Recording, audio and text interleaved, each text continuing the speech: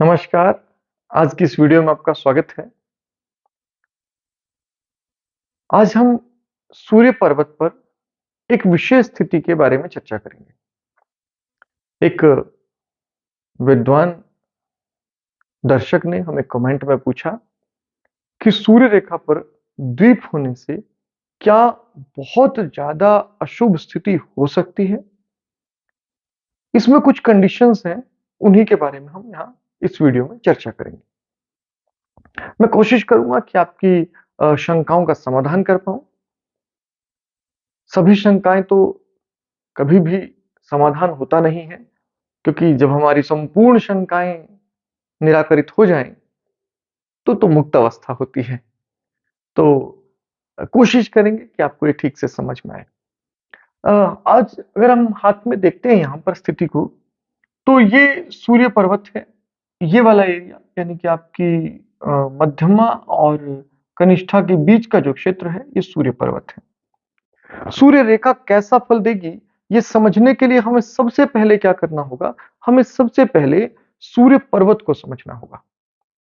आपके हाथ में सूर्य पर्वत यदि ठीक से उठा हुआ है, वेल सेंटर्ड है, यानी कि ठीक-ठीक बिल्कुल मध्य स्थिति में है और इसका ये भटका हुआ नहीं है, अपने स्थान से बुध की ओर या तो शनि की ओर खिसका हुआ नहीं है और विशेष रूप से शनि की ओर खिसका हुआ नहीं है, तो इसका प्रभाव बहुत शुभ दिखाई देता है।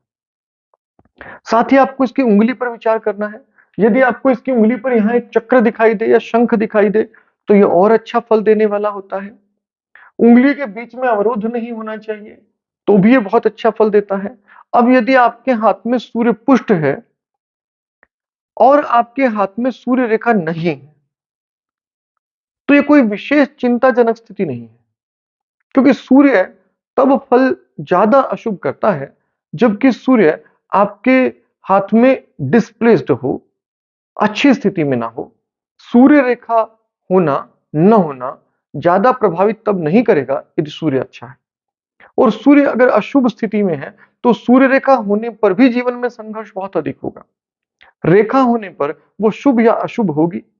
अब उस स्थिति में यदि वो शुभ है, तो निश्चित रूप से अच्छा फल देगी, अशुभ है तो बुरा फल देगी। तो दोनों चीज़ें हमें समझनी पड़ेंगी यहाँ पर। अगर आपके हाथ में कई हाथों में आपको ये दिखाई दे जाएगा कि सूर्य रेखा है और ये सूर्य रेखा इस तरह एक द्वीप बना रही है ऐसे। और ये द्वीप जो है वो बिल्कुल स्पष्ट होता है। लगभग पूरी की पूरी सूर्य रेखा द्वीप में बदल जाती है।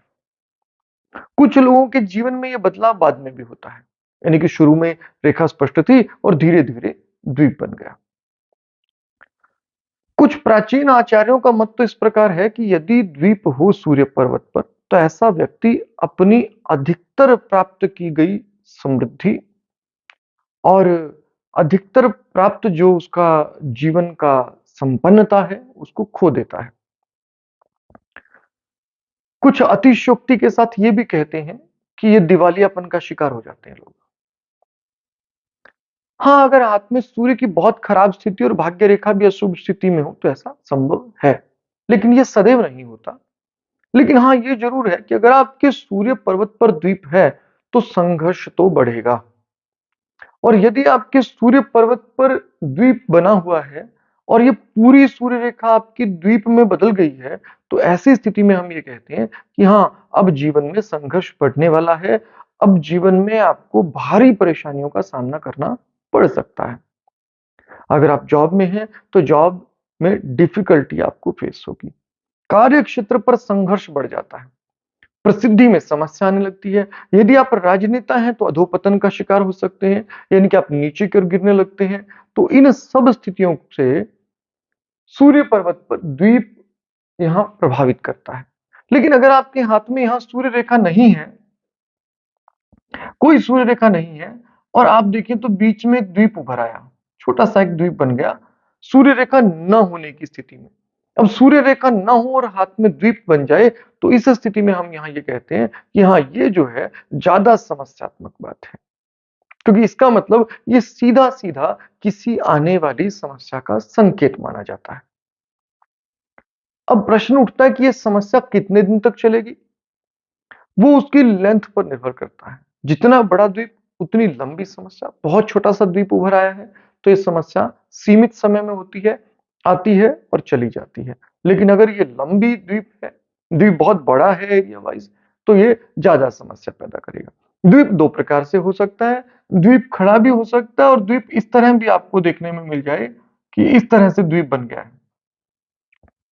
अब इस द्वीप के बारे में हालांकि कम चर्चा होती है, लेकिन अनुभव में ऐसा आता है कि जब द्वीप एक आड़ी रेखा के साथ उभरता है, पहले ऐसा द्वीप ना हो, ऐसी कोई रेखा ना हो और एकदम से द्वीप उभर आए जो स्पष्ट रूप से आपको आइलैंड ही दिख रहा हो और ये आइलैंड जो है ये लेटी स्थिति में हो।